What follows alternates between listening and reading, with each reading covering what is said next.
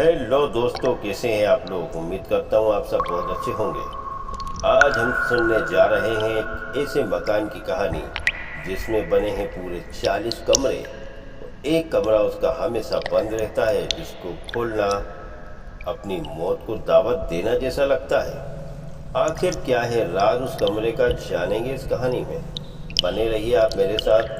कहानी पसंद आए तो चैनल को सब्सक्राइब ज़रूर करना और वीडियो को लाइक कर देना। आपके लाइक करने से मिलती है मोटिवेशन, आते हैं नए नए आइडियाज़ कहानी बनाने के लिए। आपका एंटरटेनमेंट होता है, मेहनत लगती है हमारी, तो उस मेहनत का एक छोटा सा प्राइज़ रखा है, आपका एक लाइक। आई होप आप समझ गए होंगे। तो चलिए शुरू करते हैं कहानी को।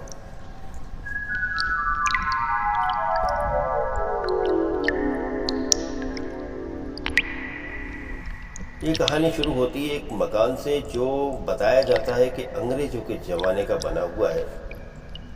करीब 2 से 3 मंजिला मकान है ये, और इसमें है करीब 40 कमरे।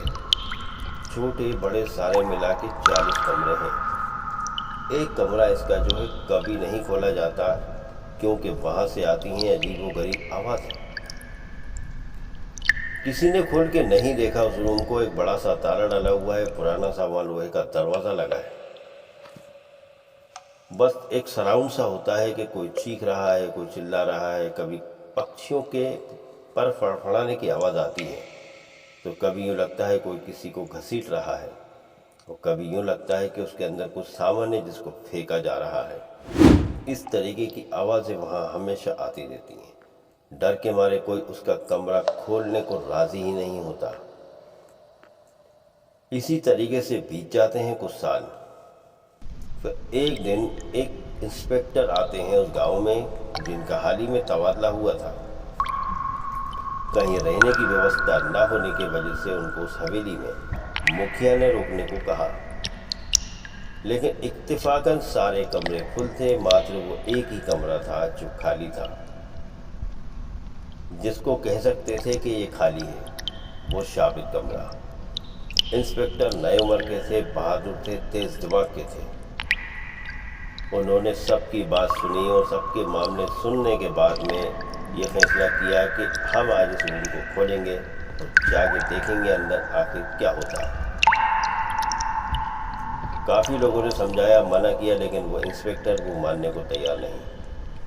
दिलेर थे, बहादुर थे, जाबाज थे, नए उम्र का नया खून था, दिमाग के तेज थे, हर चीज़ को समझने में देर नहीं लगती थी उनको।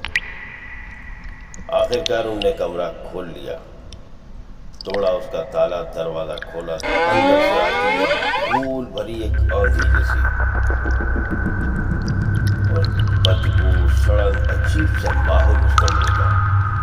जो लोग दरवाजे पे खड़े थे उनकी अंदर जाने की हिम्मत तक नहीं हुई, लेकिन हमारे इंस्पेक्टर साहब गए अंदर।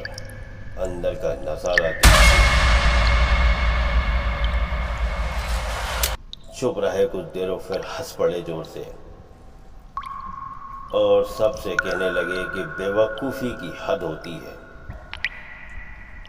इस रूम के अंदर पड़ा हुआ है कुछ पुराना फर्नीचर। कबूतरों ने बना लिया है यहाँ पर घोंसला।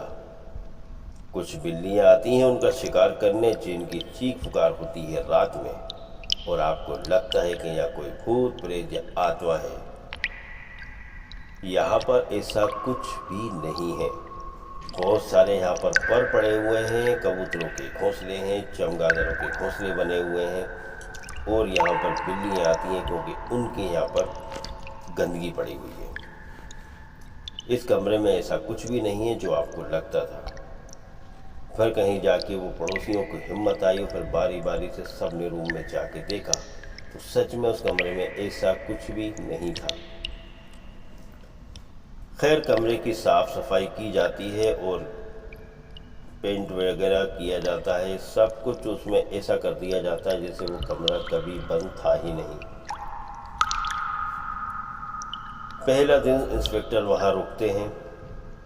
रात में जब वो वहाँ पर सोते हैं तो वही गदर, वही आवाज़, वही सब परेशानी फिर से उनको सामने नज़र आती है।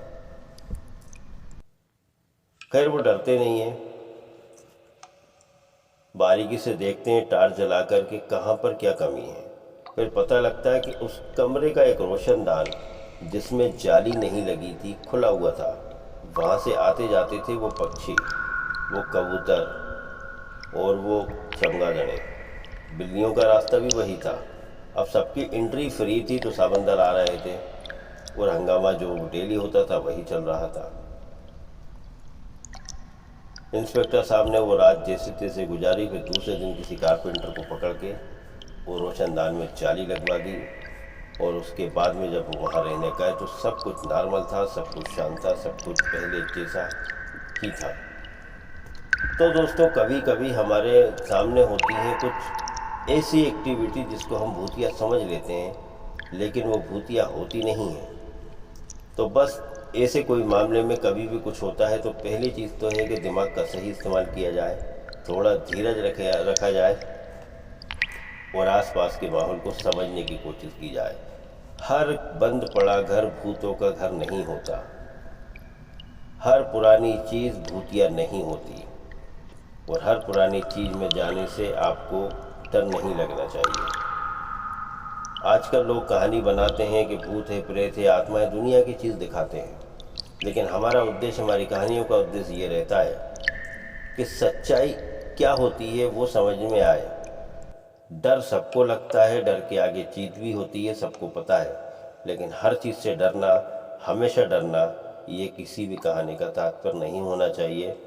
सच्चाई सच्चाई होनी चाहिए। उम्मीद करता हूँ आपको ये कहानी पसंद आई होगी और ऐसी ही कहानी सुनने के लिए आपको मेरे चैनल को सब्सक्राइब करना है। आपके ऊपर छोड़ता हूँ, आप चाहें तो कर सकते हो, ना चाहें तो मैं आपसे नाराज़ नहीं होऊंगा। मेरी कहानी आती रहेंगी और हमेशा आती रहेंगी। चलिए आपसे विदा लेता हूँ, मिलता हूँ फिर किसी और कहानी के साथ।